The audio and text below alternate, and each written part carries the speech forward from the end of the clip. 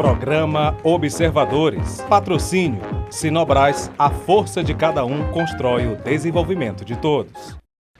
Bom dia, está começando agora mais uma edição do nosso programa Observadores, aqui na telinha da TV Correio SBT. Quero começar agradecendo você que está sempre sendo uma audiência segura para as nossas manhãs de domingo e dizer que a gente continua também trazendo aqui assuntos inéditos e debatendo o que está ocorrendo nas ruas, o que está ocorrendo o que está movimentando a nossa comunidade, a nossa sociedade. E, obviamente, o assunto do momento é eleições 2022, eleições que esta semana, a partir do dia 16, tomaram as ruas de vez. Foi a data a partir da qual os candidatos já puderam cair em campo pedindo voto, dizendo seu número, fazendo propaganda livremente e de forma que a gente já está podendo perceber nas ruas o início dessa propaganda, desse pedido de voto. Para falar sobre isso, para a gente entender o que está acontecendo nas eleições, regras, o que mudou, o que a gente deve esperar dessas eleições, nós trouxemos aqui o advogado Ricardo Moura, ele que é consultor aqui da empresa, do Grupo Correio, e está sempre aqui solícito para a gente e aceitou vir participar desse bate-papo conosco. Ele é advogado criminal e eleitoral, são as especialidades dele, e também mestre em políticas públicas, inclusive mestrado recém-concluído. Quero até te parabenizar, Ricardo. Obrigado. E membro da Abracrim, que é a Associação Brasileira de Advogados Criminalistas. Eu começo dando um bom dia para o nosso convidado. Ricardo, obrigado por aceitar nosso convite. Bom dia, Patrick. Bom dia, telespectadores. Bom dia a toda a equipe do Jornal SBT. É uma honra e uma satisfação imensa estar aqui com vocês e poder um pouco contribuir com essa temática, né, que está tão em voga, ainda mais nesses 44 dias agora que restam, né, para as eleições. Certo. Ricardo, vamos começar pelo básico, né, até respeitando aí o encadeamento das ideias do eleitor, né? Algumas semanas atrás, 15 dias atrás, nós tivemos aí o fechamento da janela para convenções partidárias. A gente sabe que é a convenção partidária que diz para a Justiça Eleitoral: esses são os nossos candidatos, então eles são ali escolhidos oficialmente, faz parte do rito. E uma outra parte importante do rito foi a chegada do dia 16, que foi agora no meio dessa semana que passou. O dia 16 era muito simbólico porque era a data a partir da qual o candidato podia cair em campo e dizer: sou o candidato, né? Não apenas se apresentar como pré-candidato, mas já como candidato, dizer seu número e pedir votos. Pedido de voto que já está rolando aí, redes sociais, na rua, de todas as formas, com jingles. Já vi carros aí essa semana já adesivados, isso tudo já pode, né? Pode também panfletagem, isso aí tudo a gente já está acostumado. Eu queria que você falasse um pouquinho mais também sobre o que pode nesse momento e como também os eleitores podem interagir mais na questão do debate político. Essa questão, Patrick e telespectador, é tão interessante porque a partir de agora, dessa data, de 16, como bem mencionado por você, os candidatos, né, têm uma retaguarda jurídica, né, e pode, de certa forma, se sentir mais confortável, né, com os atos políticos em si. Se antes do dia 16, num período chamado pré-campanha, não podia haver o pedido explícito de voto, agora ele está permitido, tanto pelo próprio candidato, quanto por eleitores simpatizantes com aquela candidatura. Só que muitas pessoas se perguntam o que ainda pode ser vedado ou que ainda pode não ser permitido nesse dia 16 em diante. Perfeito. Bom, o chamado boca de urna não pode. O chamado distribuições de brindes, benesses, promessas de apoio ou de portarias, nomeações, algo do tipo em favor de determinada candidatura. Vamos dar um exemplo aqui, uma coisa que acontecia muito nas eleições do passado. Distribuição de camiseta, boné, chaveiro, essas coisas todas. Canetas, grampeadores, todas com a foto do candidato e a sua legenda partidária e a sua numeração de urna. Eu até já vi muita gente perguntando, Ricardo, às vezes a gente chega numa reunião de um candidato, né, num comício, e aí a pessoa vê lá que as pessoas que estão ali, muitas estão usando camiseta do candidato. E diz, mas não pode. Não é que não pode a distribuição ostensiva, né? É óbvio que a equipe do candidato pode andar com a camiseta se referindo a ele, mas não pode essa distribuição ostensiva que seja tida como uma compra de voto, sim, como um benefício. Essa abordagem muito bem colocada, Patrick, ela se refere à manifestação silenciosa, aquela na qual o eleitor o simpatizante ou até mesmo um membro da campanha daquele candidato, ele coloca uma camisa, um adesivo, um crachá, alguma simbologia que remeta àquela determinada candidatura e começa a se deslocar para a sua zona de votação ou simplesmente andar na cidade, numa panificadora, no açougue, no shopping center. A legislação não proíbe esse tipo de conduta. O que é proibido é uma aglomeração de pessoas com a mesma vestimenta direcionada ao mesmo candidato. Aí já deixa de ser uma manifestação silenciosa e passaria a ser uma espécie de tumulto político, o que é vedado pela nossa legislação eleitoral. Perfeito. Outra coisa que sumiu, já desde a eleição passada, inclusive, foi o carro de som, né? Eu fico até com pena do coitado dos nossos amigos aí que trabalham com carro de som, porque essa época era muito esperada por eles, né? Cada 2 anos. Muito esperada. Para ganhar um dinheirinho, né? Fazendo essa propaganda volante. Diminuiu, na verdade, porque a legislação apenas proibiu a circulação aleatória do carro de som, perfeito. Desconectada com o candidato ou com algum membro de sua campanha. Em outras palavras, o jingle ainda permanece, ele existe, o carro de som ainda pode circular, desde que ele tenha uma finalidade, qual seja distribuição de material de campanha, bandeirolas, carreatas, passeatas ou as proximidades de onde ocorrerá o comício. Ou seja, o candidato está fazendo uma caminhada no bairro, ele pode ter um carro de som acompanhando ele, né?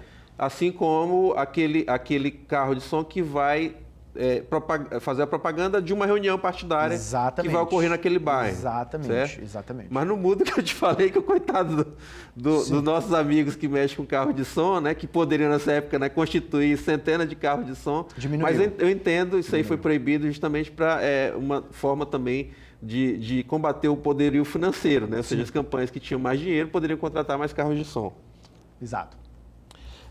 Outra coisa também que eu queria saber de você cada vez mais as redes sociais ganham uma relevância, né? Importantíssimo. Embora eu ainda acredite que tempo de TV, por exemplo, vai continuar sendo uma influência muito forte, né? Partidos, grupos, coligações que têm um tempo de TV maior, obviamente vão ter uma exposição maior e até estava vendo um número sobre isso, né? O eleitorado de um pouco mais de idade é mais influenciado pela TV. E o eleitorado mais jovem é mais influenciado pelas redes sociais.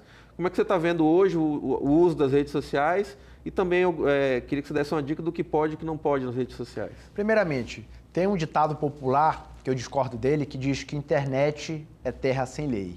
Primeiramente, a Justiça Eleitoral ela está monitorando 24 horas qualquer tipo de publicação, edição e até impulsionamento de conteúdo de natureza eleitoral. Volto a dizer, candidatos, por exemplo, com registro já deferido pela Justiça, somente eles poderão fazer o seu próprio impulsionamento. Por quê? Porque deve adentrar no CNPJ dele na conta de prestação de campanha. Eleitores, simpatizantes, empresários, familiares, a Justiça Eleitoral veda expressamente que eles custeiem o impulsionamento. Outra coisa que a Justiça Eleitoral vai estar muito de olho mesmo são trucagens, montagens ou tipo de postagem que deturpem, né, a candidatura de determinado cidadão, ou mulher, ou homem, ou partido, ou legenda mesmo partidária. Por quê? Porque a Justiça Eleitoral permite que a internet seja usada como um campo harmonioso de difusão de ideias, de projetos, de bandeiras, porém não permite o distrato entre os candidatos, tampouco o distrato entre eleitores. Volto a dizer, nessas eleições não comete crime na internet apenas o candidato, mas o eleitor que, com o intuito de enaltecer o seu candidato, ele denigre a candidatura de um outro candidato, ele também responde a crime de acordo com a conduta desenvolvida por ele na internet. Como bem colocado pelo Patrick, é salutar essa ideia de que a nossa população mais, vamos dizer, com a idade um pouco mais avançada, eles não se distanciam dos telejornais, da televisão, da rádio, ao passo que o público mais jovem está 24 horas conectado com a internet. No entanto, a Justiça Eleitoral ela possui mecanismo de monitorar ambas as redes de comunicação, de modo que qualquer publicação, anônima ou não, que for difundida na rádio, na TV ou na internet, será alvo de uma investigação pela Justiça Eleitoral, pelo Ministério Público e, acima de tudo, pelos próprios candidatos. Perfeito. Vamos jogar uma imagem aqui na tela, Salatiel, por favor?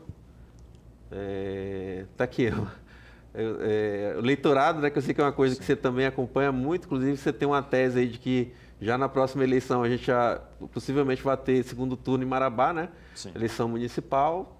Tem lógica, né? Se nós vermos aí que Marabá agora pontuou 185 mil eleitores e a nossa projeção tem sido sempre aí 20 mil eleitores, 15 mil, 20 mil eleitores, a tua conta acho que vai bater, viu, Ricardo? E muito possivelmente já nessa eleição para prefeito, daqui a 2 anos, a gente já venha a ter um segundo turno, né? Sim. Porque são eleitorados de mais de 200 mil eleitores. Você vai já explicar sobre isso. Mas deixa eu só te dizer aqui, Ricardo, isso aqui é uma publicação do portal Correio de Carajás e a gente usa aqui os números, né, já fechados pela Justiça Eleitoral, né, fechados porque é com esse eleitorado aqui que a Justiça vai trabalhar nessas eleições, né, está fechado o cadastro eleitoral, são 185.129 eleitores aptos a votar em outubro aqui em Marabá, ou seja, um acréscimo de 22.776 eleitores em relação a 2 anos atrás, na eleição municipal, e Marabá continua sendo o 4º maior colégio eleitoral, atrás apenas de Belém, que, né, mais de 1 milhão de eleitores. Ananindeua, obviamente, colada em Belém. Muita gente mora em Ananindeua e trabalha em Belém. E Santarém também, mas ali pouca diferença, né? Santarém com 237 mil, lá também a gente já vê essa projeção. E Paraopebas segue ali no encalço de Marabá, né? Na cola. Muito, muito próximo, aí 182.543 eleitores. Eu queria que você falasse um pouquinho sobre isso, Ricardo. E lembrando que o universo de eleitores do estado do Pará hoje é na casa de 6.082.000. É muita gente. É muita gente, Patrick. Nós temos uma população de quase 9 milhões, né? E sendo que 6 milhões de eleitores. Torço que esses 6 milhões vão às urnas, seja no primeiro ou no segundo turno, ou aqueles que praticam ainda o voto em trânsito, né? No tocante a Marabá, Patrick, como bem mencionado por você, mais de 185 mil eleitores, né? Presumo eu que em 2024 já atingiremos esse patamar de 200 mil eleitores, como determina a nossa Constituição Federal, e automaticamente também ultrapassaremos o quanto de 300 mil habitantes. Por que eu faço essas duas menções? No tocante aos 200 mil eleitores, ele vai atrair, né, a questão do segundo turno, numa eleição municipal para o prefeito, por exemplo. E a questão dos 300 mil ou mais de 300 mil habitantes, ele vai conseguir mais 2 vagas na Casa Legislativa de Marabá. Passaremos de 21 para 23 vereadores. Lógico, é facultado ao Poder Legislativo local votar esse acréscimo e criar essas 2 vagas ou não. Né? Mas que há essa possibilidade numérica em razão do quantitativo de eleitor e do quantitativo de população, existe sim. No tocante a Paraopebas é muito óbvio. O domicílio eleitoral de quem quer que seja, ele tende a seguir as diretrizes do mercado. Né? Sabemos que Paraopeba, por proximidade da Vale do Rio Doce, tem uma atividade comercial, minerária muito, muito significativa. Isso atrai muita gente de fora que, para ter domicílio no município, né, acaba tendo que fazer o seu registro junto à junta eleitoral daquela zona. E acaba que o município de Paraopeba, a diferença entre a população e o número de eleitor, ele é menor do que Marabá. Né? E quando Marabá tem 185 mil eleitores, nós estamos mais de 300 mil habitantes. Paraopeba chega a, sei lá, 230 mil habitantes, mas 182 mil eleitores, a diferença é menor. E essa disparidade entre Paraopeba e Marabá, ela é salutar, porque essa competição entre qual é a cidade com o maior PIB da região do Carajás sempre vai existir e automaticamente a questão eleitoral também vai andar na mesma toada do mercado. Certo. Inclusive, é bom se destacar que, inclusive, a Justiça Eleitoral não conseguiu avançar com o cadastramento biométrico nesses últimos 2 anos, por motivos óbvios, né? Pandemia, e acabou que a gente não vai ter uma eleição 100% digital, né? 100% conferida por biometria, porque a Justiça não conseguiu avançar nesse processo. A gente sabe que sempre que há um novo processo de alistamento eleitoral, precisa também fazer esse cadastramento biométrico, que não é uma ação simples, né? Envolve ali toda uma estrutura para que isso dê certo. A gente vai para um rápido intervalo. Eu agradeço você que ligou a TV agora. A gente está aqui, só atualizando vocês, a gente está num bate-papo com o doutor Ricardo Moura, especialista em eleitoral, né, direito eleitoral. E estamos falando aqui sobre as eleições de 2022. A gente vai para um rápido intervalo e voltamos já já aqui na telinha da TV Correio SBT.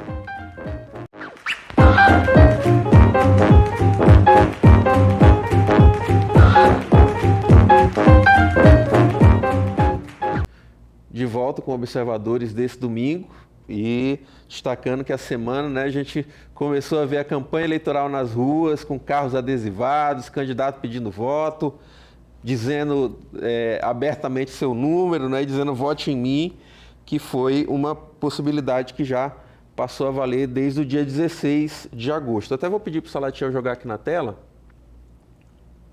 A gente tem um quadro aí sobre tá aqui o calendário eleitoral e a gente está conversando aqui hoje com o Dr. Ricardo Moura, que é especialista em eleitoral, e eu trouxe aqui, Ricardo, até para a gente acompanhar as próximas datas, né?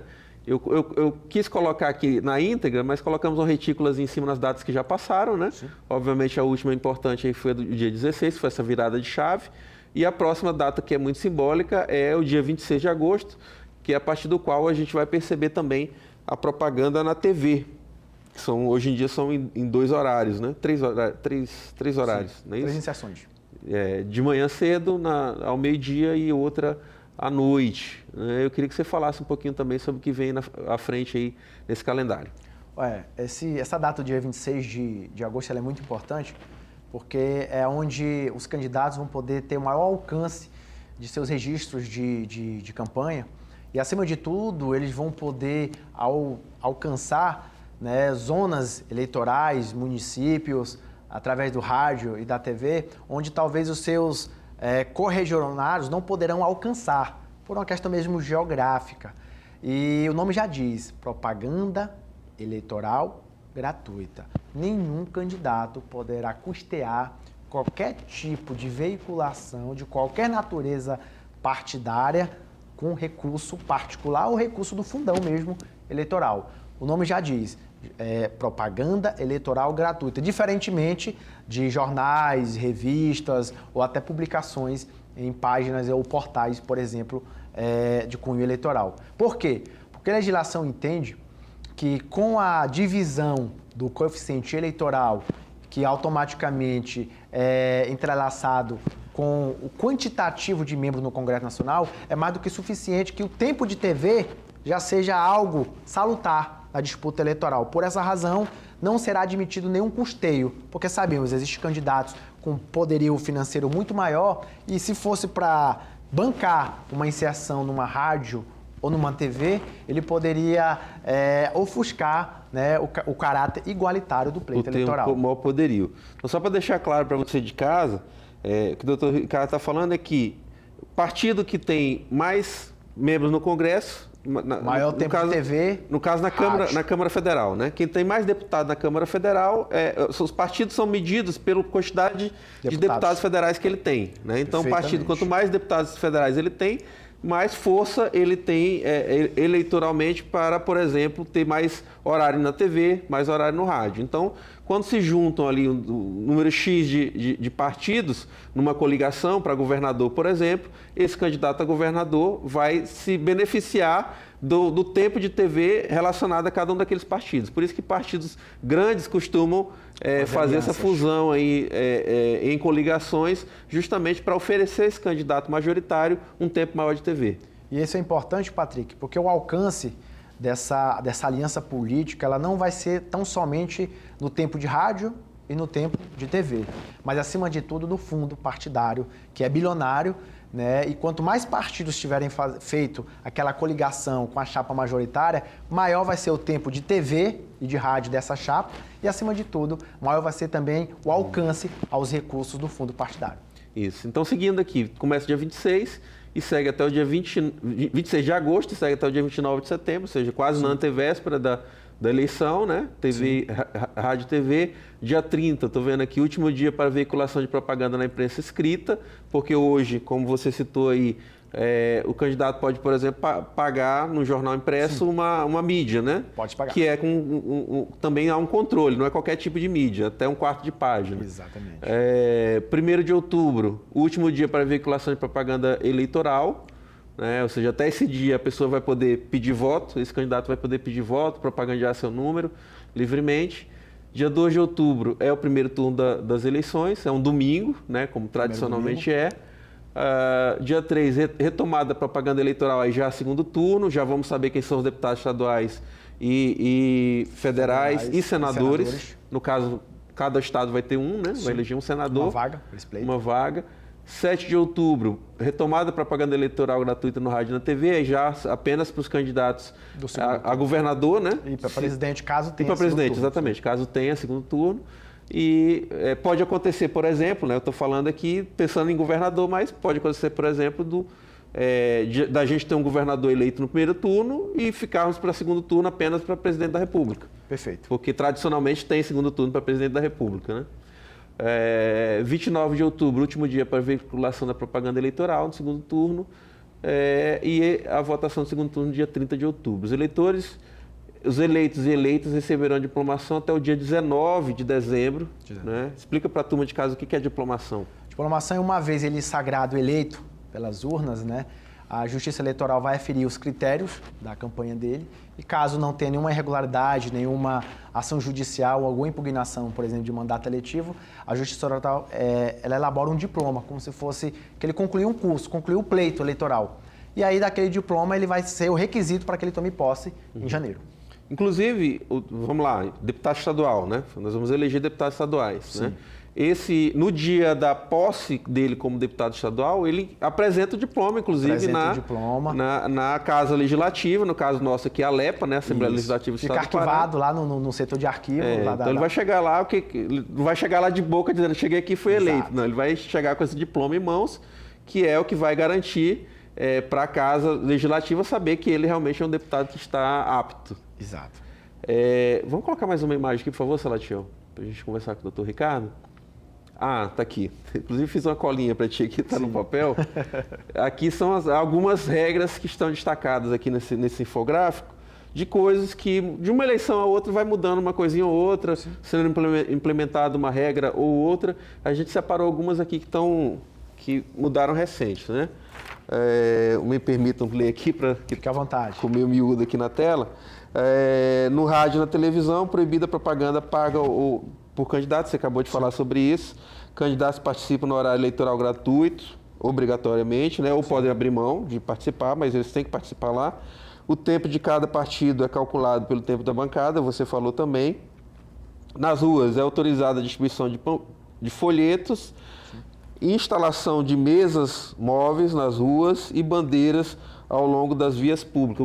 O cavalete acabou, né? Acabou. O cavalete acabou. O que ainda pode talvez ser permitido as drop, por exemplo, desde que ele não ultrapasse aquela metragem de 2x2, né, 4 metros quadrados, e aí ele tem que ser móvel. Coloca-se ali próximo à mesa onde vai ser feita a distribuição do material de campanha, dentro daquele horário permitido. Certo. Depois, retira-se a mesa, as bandeiras e o airdrop também. Certo. Cavalete que a gente está falando, pessoal, quem não conheceu esse termo, né, porque às vezes tem alguém mais novo, o cavalete era uma plaquinha, né, que o candidato chegava e colocava, distribuía no meio-fio, na cidade. Calçadas, canteiros de prefeitura, canteiros, praças. Isso aí até bem pouco tempo ainda podia, porque uma outra coisa que houve lá atrás, que era a pintura de muros, né, foi proibida. Depois passou-se a ainda poder fazer o cavalete, Sim, que também já foi abolida, na última eleição já não teve. Foi banida. Dos bens públicos e privados, né? Não é permitida a fixação de propaganda eleitoral em muros, ótimo. Árvores, jardins públicos, nas cercas e nos tapumes. Então não existe isso da pessoa dizer assim, não, mas eu sou o dono da casa, eu quero que coloque.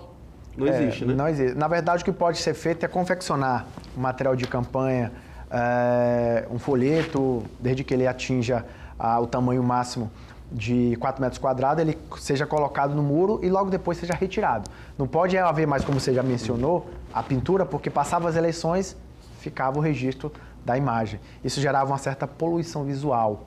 E aí a Justiça Eleitoral determinou que pós-campanha, caso o dono da residência que autorizou que seja aficionado aquele material não o retire, ele será notificado, podendo inclusive pagar multa. Show.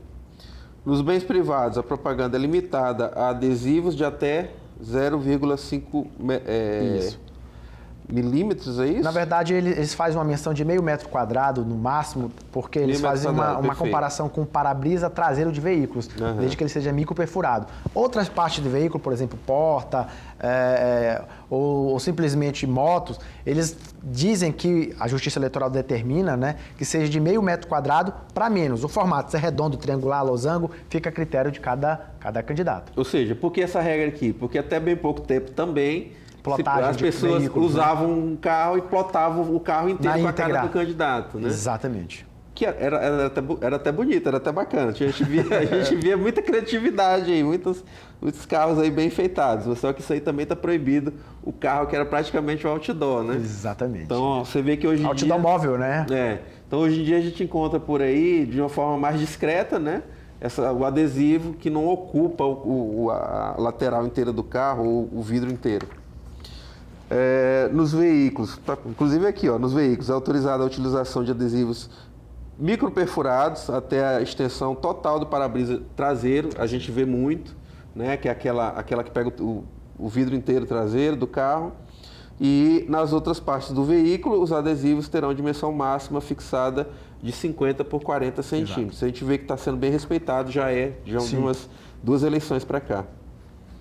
Doutor, quiser comentar algum especificamente, pode me interromper. É interessante também, Patrick, essa menção, porque todo material de campanha ele tem um dado bem ínfimo que ele fica lá e que facilita a fiscalização por parte da Justiça Eleitoral. Por exemplo, seja um adesivo redondo, quadrado, na porta do veículo, ou um micro perfurado no vidro traseiro de um veículo, ele tem que conter o CNPJ do candidato, tem que conter o número de tiragens daquele material gráfico, né? E, acima de tudo, a empresa responsável por aquela confecção.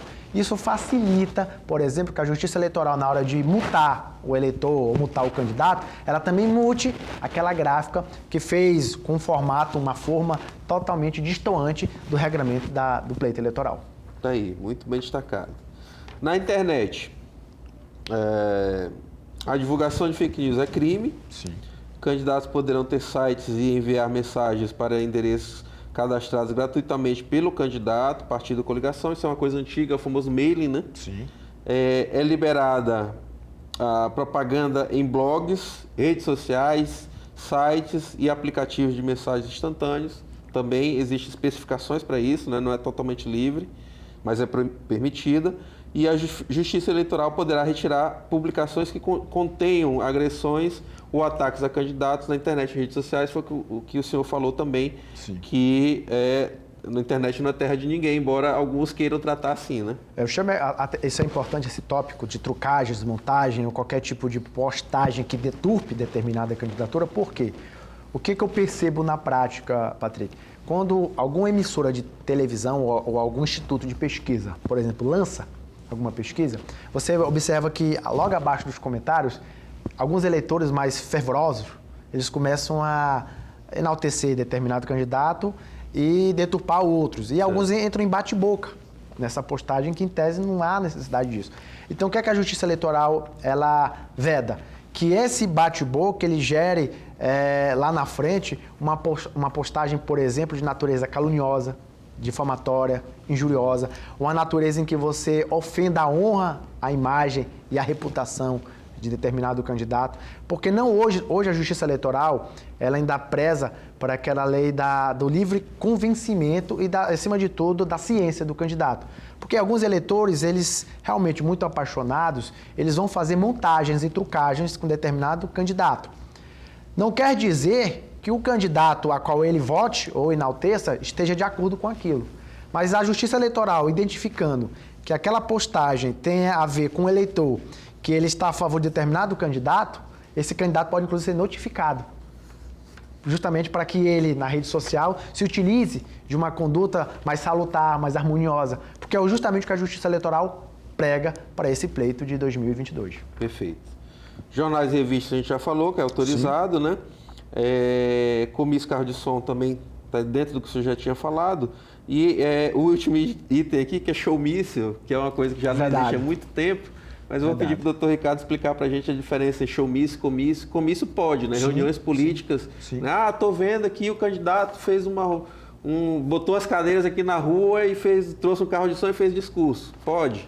Bom, a diferença do comício para o showmício ela é muito simples. Quem é o centro da atração, né? Quem é o centro daquela atenção. O showmício é um artista, é um cantor, é uma banda. Já o comício é o político ou outras autoridades ou personalidades políticas. Por essa razão, muitos eleitores eles eram atraídos pela diversão, pelo lazer de ver um artista, um cantor, uma banda, né, lá vender o seu show. Agora isso está proibido pela Justiça Eleitoral, porque isso configura até um abuso de poder econômico, porque nem sempre o valor da contratação lá atrás dos artistas, eles integravam a prestação de conta do candidato. Muitas vezes, os empresários estão doando. E a Justiça Eleitoral, mais uma vez, vedou também essa intervenção de empresas e de pessoas jurídicas no pleito eleitoral. Certo. Então, de forma que há muito tempo acabou o showmício, mas comício é permitido. Que inclusive muita gente faz hoje já nem usando esse nome, porque... Atos de campanha, né? Estava falando com o doutor Ricardo aqui nos bastidores, que eu acho que o termo comício ele é tão carregado, né, de que envolve multidão, que hoje os candidatos ficam com medo de fazer propaganda de que aquilo é um comício, porque passa a impressão de que você vai encontrar ali milhares de pessoas. E a estratégia hoje dos candidatos é diferente, é fazer reuniões nos bairros, nos núcleos, com um número até mais reduzido de pessoas, mas que vão ter uma efetividade, porque aquelas pessoas vão ser ali de repente, vão disseminar aquela ideia, o que é defendido por cada candidato. Então, em geral, o doutor Ricardo falou um termo bom, é um ato de campanha ou, como é dito pelos candidatos, uma reunião política. Exatamente, sendo vedado nessa reunião política ou ato de campanha, ou como ainda quem goste, essa expressão comício, é vedada a distribuição de benesses, camisas com a foto do candidato, material de campanha é permitido a distribuição, o pedido de voto Bandeira é permitido, pode. Bandeira pode. O que não pode é um chaveirinho, um boné, um tênis, algumas pessoas até confundem a questão do adesivamento, porque ele tem que ser um ato gratuito, né? E aí, às vezes, o eleitor tem que pegar o adesivo do candidato e ele, de forma espontânea e gratuita, afixar no seu veículo. Só que o que acontece na prática muitas vezes é que alguns candidatos, eles oferecem um benefício para que o eleitor aceite que seja afixado um material de campanha no veículo de determinado eleitor. E isso é vedado pela legislação eleitoral. Então, candidatos e eleitores, muito cuidado com essa prática corriqueira lá de trás, que graças a Deus estamos nos livrando aos poucos desse costume. Mas adesivar pode fazer, viu? Sim, adesivar pode fazer. Gratuito. Né? Convidou os seus eleitores simpatizantes para ir em um determinado local para adesivar seu carro, pode, dentro das regras que a gente falou aqui também, né? Pode até cobrir o vidro traseiro completo, com aquele perfurado, ou de uma forma mais comportada, e hoje os adesivos já não tem aquele tamanho todo, né? Hoje é 50 por 40. Um outro aspecto interessante, Patrick, é que nesse ato de campanha tem também as carreatas, né? E a Justiça Eleitoral, ela permite que algumas candidaturas, né, eles forneçam um número reduzido de combustível para que aqueles veículos possam fazer aquele ato de campanha. Não pode encher o tanque, porque muitas vezes o ato de uma carreata ele tem um percurso pequeno. E se você oferecer o tanque, configura que você está por trás daquela carreata oferecendo um benefício maior para o cliente, em tese, estaria comprando o voto do cliente. Então pode hoje? Pode. A Justiça Eleitoral ela permite abastecimento, desde que o abastecimento seja informado à Justiça Eleitoral e os litros a ser colocado em cada veículo, seja motocicleta, sejam veículos 4 rodas, eles sejam um quantitativo mínimo para dar conta daquele percurso da carreata. E essa compra desse combustível tem que estar na prestação de conta do candidato. Não pode ser algo aleatório, desconexo com a realidade, de modo algum. Perfeito. Pessoal de casa, a gente está recebendo aqui hoje o Dr. Ricardo Moura, especialista em Direito Eleitoral, e está nos esclarecendo aqui muita coisa sobre as eleições de 2022. A gente encerrou mais um bloco, nós vamos para um rápido intervalo e voltamos já já aqui no SBT.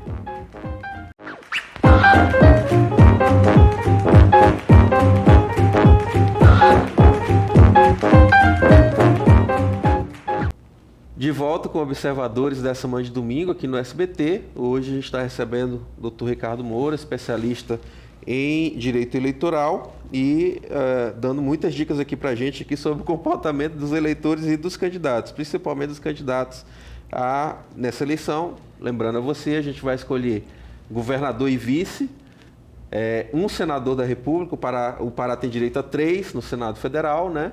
Na próxima eleição a gente escolhe 2, nessa a gente escolhe apenas 1. E também deputado estadual, deputado federal senador eu falei, né? Então são 5 votos, né? Sim. A gente vai... E presidente, né? E presidente da República, perfeito. Então, presidente e vice, né? Sim. Então, são os votos que a gente vai dar na urna esse ano, no dia 2 de outubro. Vou pedir para o Salatiel jogar mais uma imagem aqui.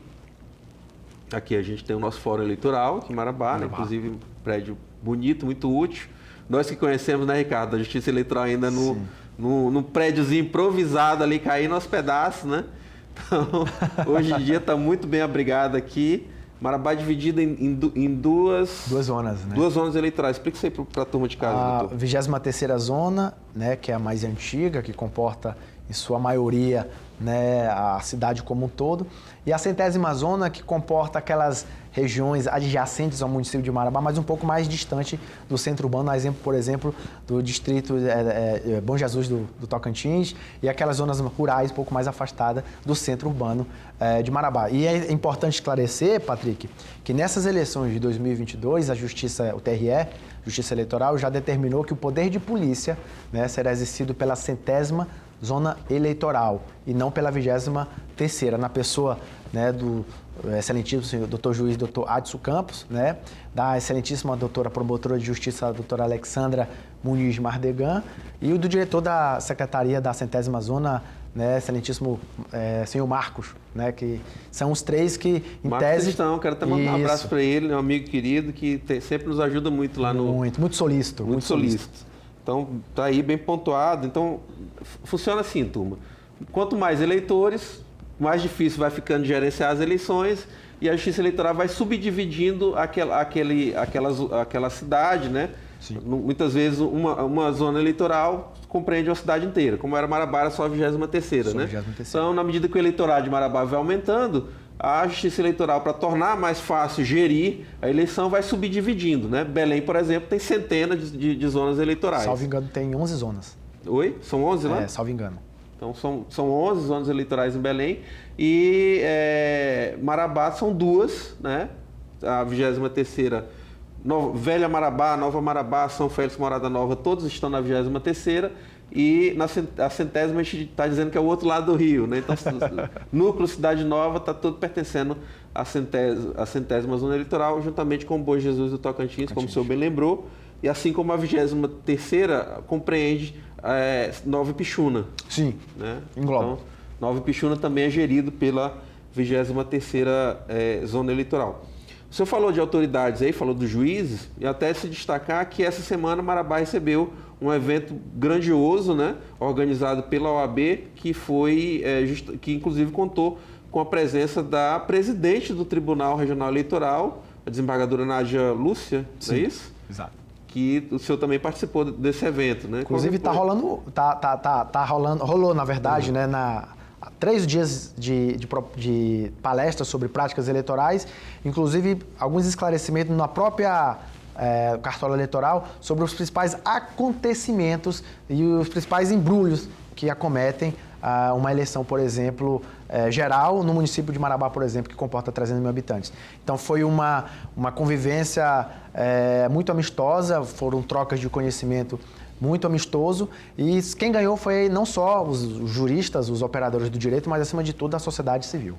Muito importante, né? Sempre trazer, né, tanto as autoridades da Justiça Eleitoral paraense, quanto outros especialistas em justiça. Eu vi, por exemplo, o doutor Marcos Alan, que foi juiz aqui em Marabá. Sim. Também, foi juiz eleitoral aqui em Marabá. Então, vimos aí que ele era também um dos palestrantes. Então, muito legal, muito importante isso aí. E até, vamos jogar mais uma imagem aqui, Salatiel, falando sobre a organização da Justiça Eleitoral. Isso aqui foi também um ato que ocorreu essa semana, doutor Ricardo, que foi um treinamento para funcionários da Justiça Eleitoral aqui na região. Então, cada zona eleitoral enviou pelo menos 2 representantes para fazer parte. Inclusive, eu quero até destacar para vocês, gente, para vocês entenderem que a Justiça Eleitoral ela não tem uma estrutura própria perene, né?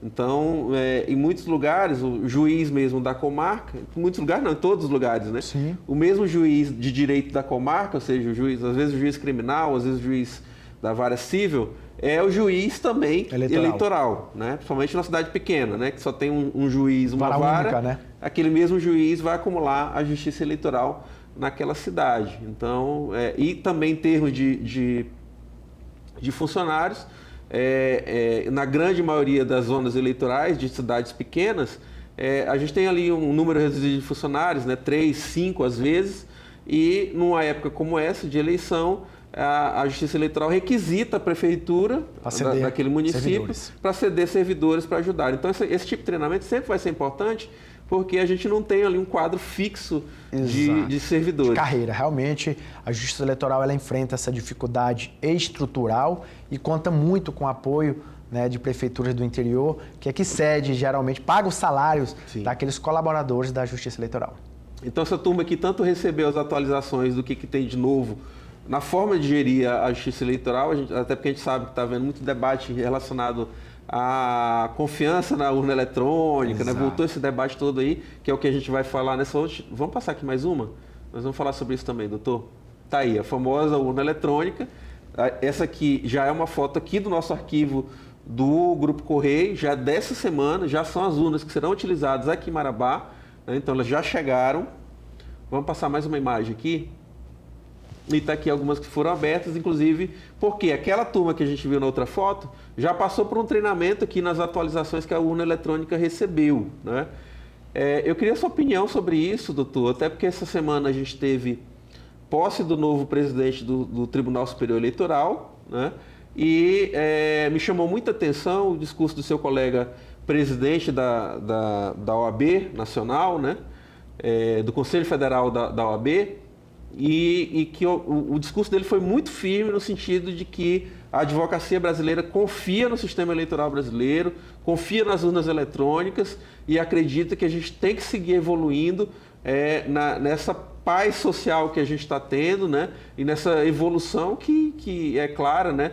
Eu que lembro ainda bem, creio que você ainda lembra também, a nossa geração ainda lembra bem como que era uma votação em urna de papel, né? Uma votação mesmo dessa para presidente da República, a gente demorava 15, 20 dias para sair o resultado do novo presidente da República. Enquanto no sistema de urna eletrônica nós vamos saber no mesmo dia, né, se vai ter primeiro turno, se vai ter um segundo turno ou se já tem alguém eleito. Eu queria que você falasse sobre isso. Eu posso me dizer, Patrick, que além de advogado e de operador do direito, eu sou um confiante, né, na qualidade, na segurança, na lisura de uma urna eletrônica. Por quê? Porque desde 96, né, quando se passou-se a adotar as urnas eletrônicas, nunca se descobriu ou se identificou sequer uma única fraude ou irregularidade que pudesse afastar a lisura e a segurança da votação.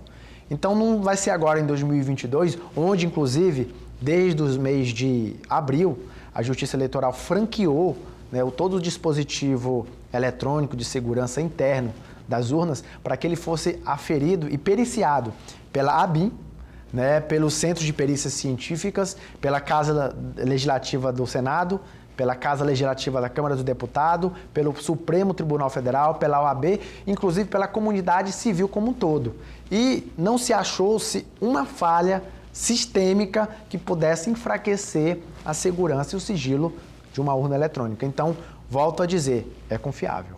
O que a Justiça Eleitoral fala muito, né, é que o nível de confiança ele está muito ligado ao fato de que uma urna eletrônica ela não é ligada à internet. Exato. Ela não tem Wi-Fi, ela não é ligada não por pode cabo sofrer internet. ataque de hackers, por exemplo. Ela não pode receber um ataque Exato. de hacker porque ela é um equipamento eletrônico que recebe um flashcard. É aí que eu queria que o senhor falasse para a turma de casa, porque muita gente fala de urna eletrônica, algumas pessoas que ouvem besteiras por aí e falam de urna eletrônica sem entender que existe um processo e um procedimento. Exato. Então, por exemplo, nós vamos ter agora nos próximos dias, é isso que eu quero que o senhor confirme, um ato eleitoral que faz parte do rito eleitoral, que é o dia do carregamento e da lacração das urnas. Sim.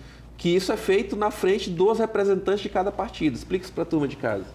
Na véspera das eleições, quando forem fechar lacradas as urnas para que elas sejam deslocadas por todos os 144 municípios do Pará, por exemplo, né, serão convidados candidatos das mais diversas searas políticas para que eles façam um acompanhamento daquela lacração, daquele envelopamento e, acima de tudo, do envio. Uma outra coisa... Esse dia é colocado na urna eletrônica um flashcard, né? Sim, onde vai armazenar digital. toda a memória. E para vocês entenderem como é auditável, toda a votação, ao final dela, quando der 5 às 17 horas da tarde, por exemplo, vocês podem imprimir os boletins de urnas, como se fosse um extrato de quantos eleitores votaram e cada candidato que recebeu. É isso, que a gente chama de BU também, né? E esse BU, ele, pode ter certeza, ele vai bater com aquele arquivo de memória que vai ser levado para um outro setor, onde ele vai mandar o sinal, não pela internet, para uma central, vamos assim dizer, onde vai ser feito o cômputo. Nunca até agora se confirmou que o boletim de urna, de determinada urna, não tivesse de acordo com o quantitativo numérico daquele encarte de memória dentro da própria urna. E é isso que aumenta a lisura do pleito. Quando alguém fala por aí, né, que mas os partidos não têm... Mentira. Os partidos têm acesso, né, ou seja, eles participam. Do momento que é colocado o flashcard aqui, no flashcard vão estar os dados de todos os candidatos que estão aptos. Sim. Não é isso? Sim. Todos vão estar colocados lá. Tanto que um candidato, vamos dizer que um candidato que decidiu desistir, o candidato a governador decidiu desistir há 2 dias da eleição. O rosto dele vai continuar lá, porque não tem mais como abrir a urna. Exatamente. Então, teoricamente, ele vai poder receber votos, só que os votos dele vão ser votos inválidos. Não vai ser computado. Não vai ser assim computado. dizer. Então é por isso que não se tira mais o rosto da pessoa, porque é feito. O dia que é feito o carregamento, é na frente dos representantes dos partidos, coloca-se o flashcard com as informações dos candidatos, ele é lacrado e ele só vai dali para o local de votação. Exatamente. Você pode danificar uma urna, mas você não pode inserir e nem tirar dados dela. Exatamente. No dia da eleição, os partidos nomeiam os seus fiscais delegados. e delegados que podem ficar em todos os locais de votação. Aliás, não podem, devem ficar nos locais de votação, acompanhando a votação em si e também solicitando o BU, que é o que o senhor falou aí agora. É uma forma, Patrick, de fiscalizar o pleito, porque o BU, que vai ser fornecido por um mesário, lógico, ou pelo fiscal, vamos dizer, daquela zona, ele vai ser compartilhado com os demais fiscais e delegados dos partidos.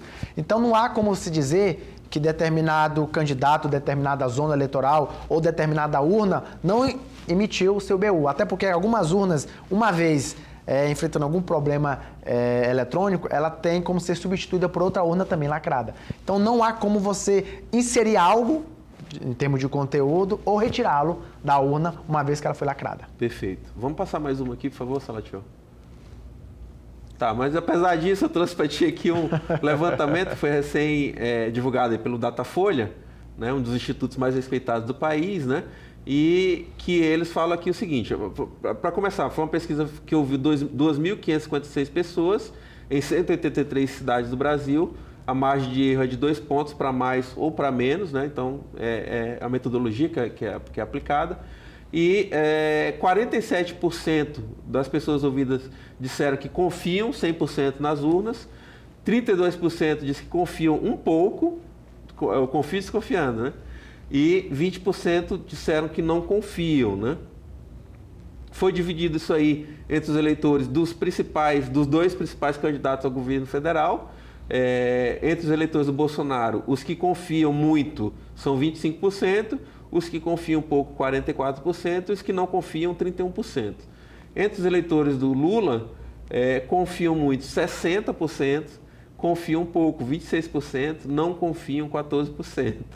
Então tá aí interessante essa colocação aí. Vamos passar mais uma, que eu acho que tem mais uma?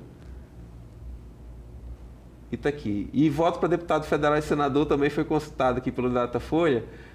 Se você lembra quem votou para senador em 2018, né? 65% não lembram, 18% disseram lembrar e 14% disseram que não votaram. Eu até queria voltar, quando a gente falou do eleitorado, Marabá tem um histórico aí recente de pelo menos 20% do eleitorado não comparecer, né? Nos últimos anos foram os dados registrados, né, Patrick?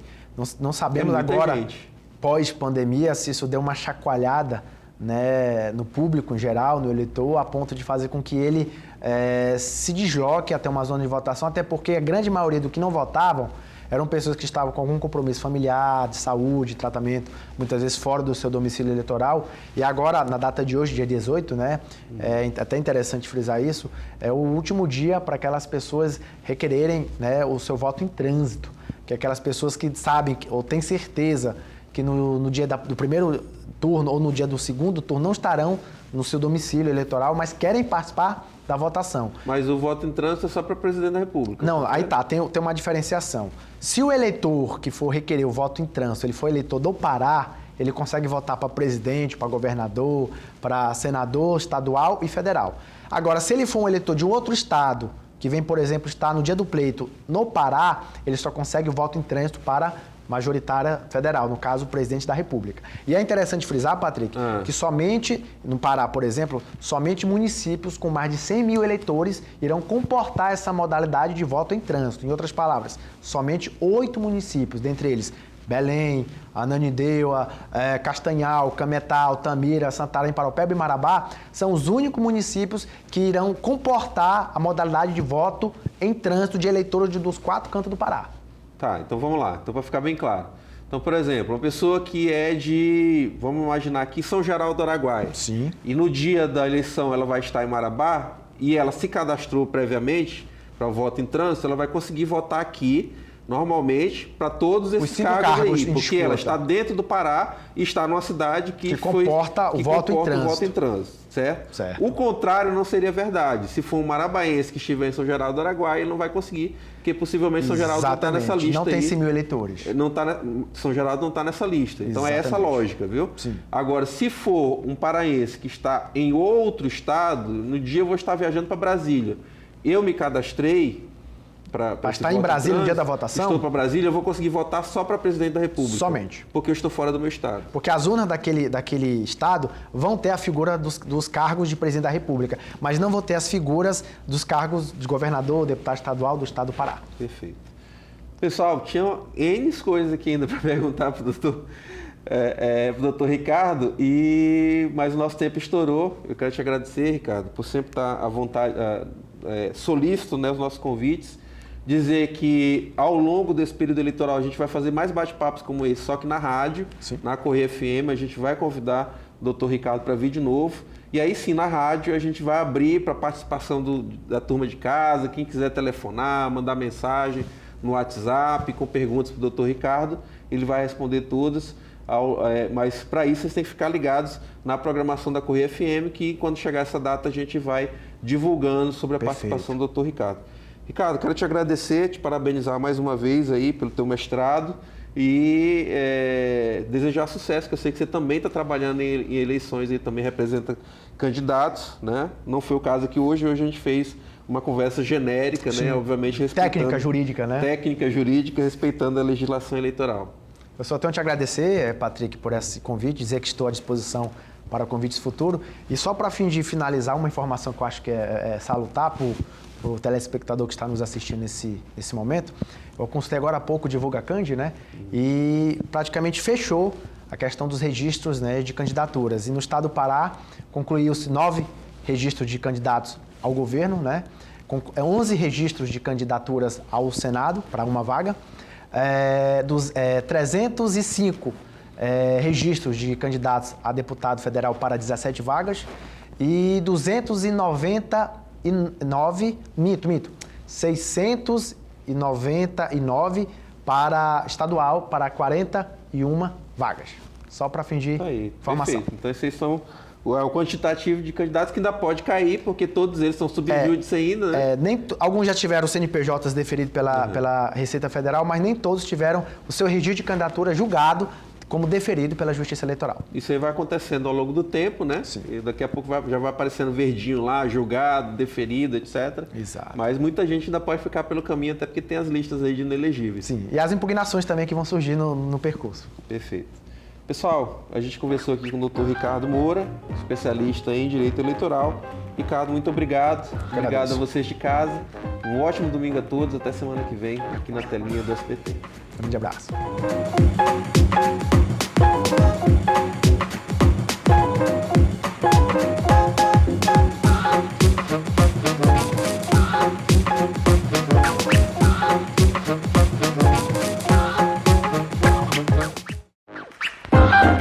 Programa Observadores. Patrocínio. Sinobras, a força de cada um constrói o desenvolvimento de todos.